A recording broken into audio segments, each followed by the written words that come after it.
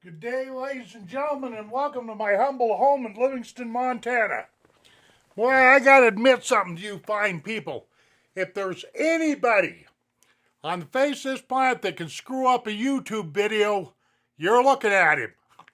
Okay, yesterday I did a review video on this particular flute right here, and I had some things wrong because I sent a link to the guy that makes these videos, and he was very gracious about everything, but he pointed out some misconceptions, let's put it that way, that I had. Okay, hang on here for a second. I got to do something. I'm going to give you his contact information because it's a lot better for you to get a hold of him or look at his website than listen to my jabber. Trust me on this. Trust me on this. Okay, you can get a hold of this fella right here that makes these flutes, puts these flutes out, if you will. His name is Richard Dubé. He's up in Canada. There's his website right there, www.NorthernSpiritFlutes.com. Check him out. Access that website, start reading and start buying. Saved me a lot of trouble. Or write to Richard at fluteman@live.ca, okay? Now, one thing that I got all screwed up yesterday was I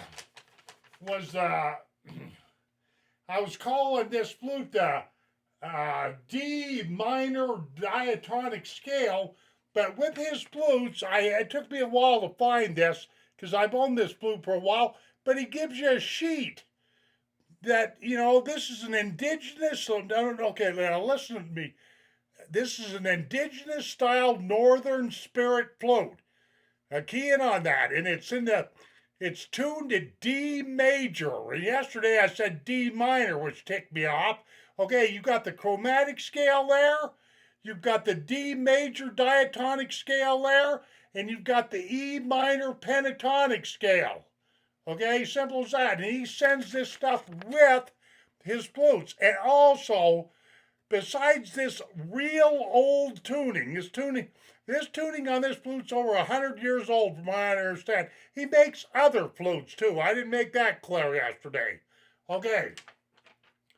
Now, let me refocus this camera because I will ruin everything if I don't, and I'm tired of ruining these videos. Let me see, do I have that right? Okay, let's get on with this. Now, he also sends you, when you buy one of his flutes, you get this nice little bag right here. And then you get that paperwork, like I say, and a receipt and all this other stuff, which is pretty nice of him.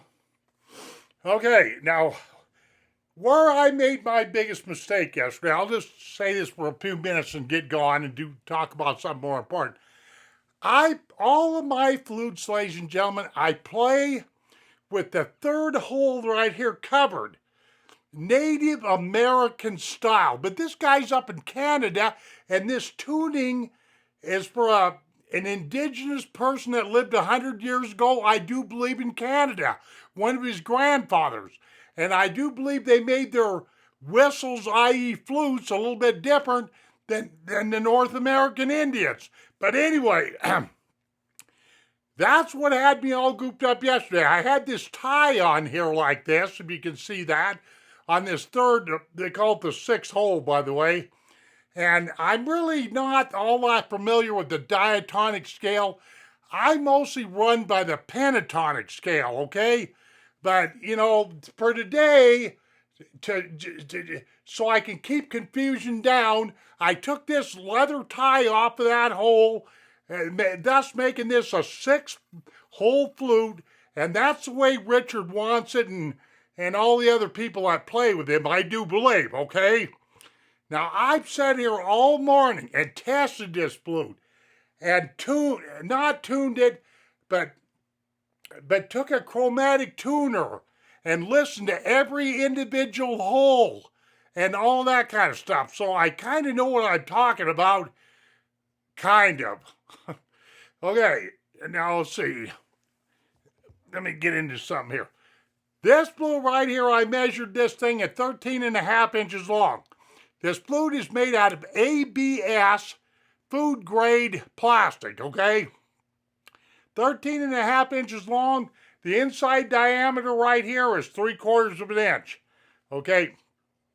Years ago, not that many years ago, I didn't think plastic flutes were worth a hoot. I just didn't think you could get the tone out of a plastic flute that, compared to wood flutes. But Richard has proved me wrong. These flutes right here are pretty doggone sturdy. They're cheaper to build. They don't wet up like with a fipple hole right here, the air hole, and the sound block and all that. They don't wet up. Because on wooden flutes, what happens is this all becomes congested with moisture and spit in there, and you're forever knocking that out. You know what I mean? That doesn't necessarily happen on these flutes right here. You can throw these things in a backpack. You can kind of roughhouse them around a little bit.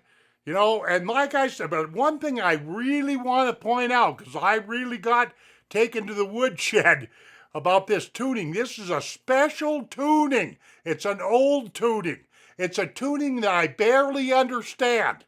But I do understand it, but I'm not going to spend too much time with it. I would encourage you to buy it and play around with it yourself, okay? Like I say, major D, like in Delta, major D on the diatonic scale. And what it is, on the pentatonic scale, let me look at my notes here, it's E minor on the pentatonic scale, okay? All right, now, okay, let me see if I can make some sense here.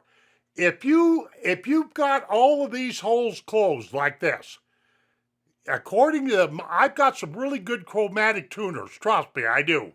In fact, they're better than I can read them. But this right here is D major. This note that I'm going to make right here with all 6 of these holes covered up.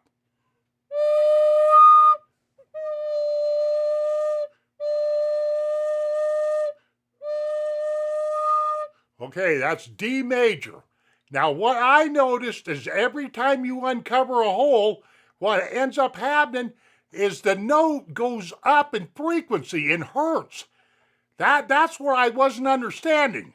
In other words, I'm not going to play this. Well, I will here in a second, just some improv, because that's about all I can do. But this right here, that right there was D major that you just heard.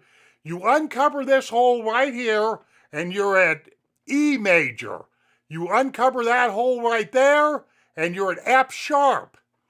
You uncover this guy right here, this little tiny hole right here, and you're at G major.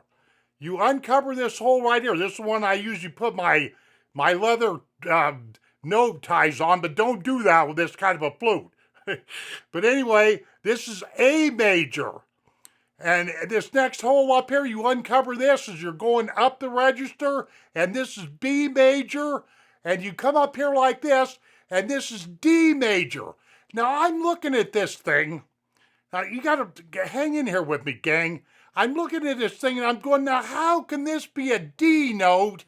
Because I know the D note is a really low note. You know, come on. If you guys been around, I haven't been playing that long. I'm no expert when it comes to flute playing. But what happened when I was using one of my most sensitive chromatic tuners, it was showing me that the hertz, the frequency was jumping up about 100 units per hole uncovered.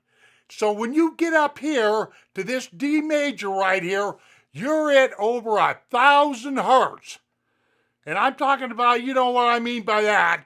You know, I'm not even sure if this flute right here is tuned at 440 concert A, but but that's where I was watching, was that hertz.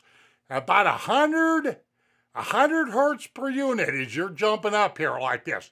And of course, that E, F, G, A, B, and D, that only holds true for single holes. Because if you're rocking a bunch of fingering around, you're going to be getting all kinds of other notes, you know. I just thought I'd throw that out. but this is a very unique flute, if you will. The tuning is over 100 years old. Canadian Indian history, I do believe. It's a little bit different than a North American flute.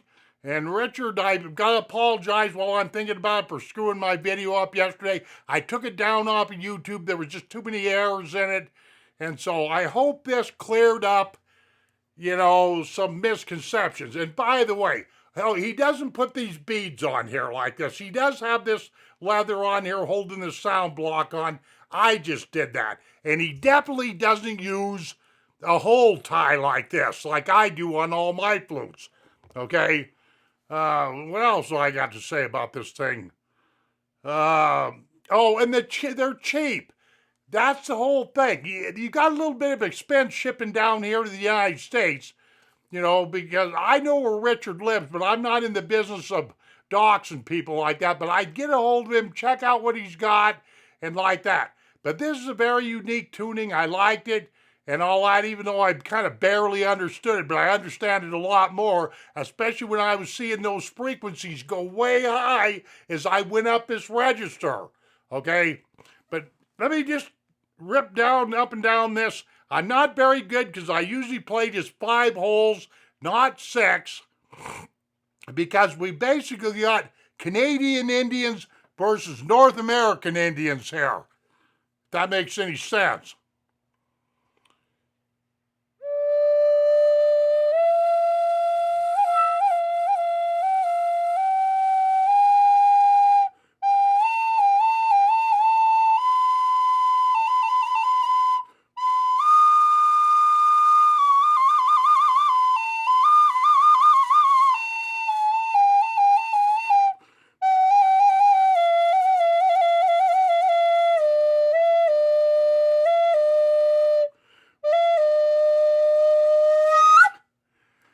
Okay, that's what this flute sounds like, I hope I haven't forgotten anything, and I hope I've represented this flute, and that the reason why you might want to give this consideration is because it's inexpensive.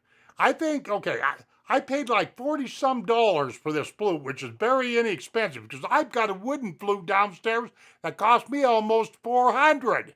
So there you go with that, But the shipping coming out of Canada is a little bit rough, okay? I'll admit that.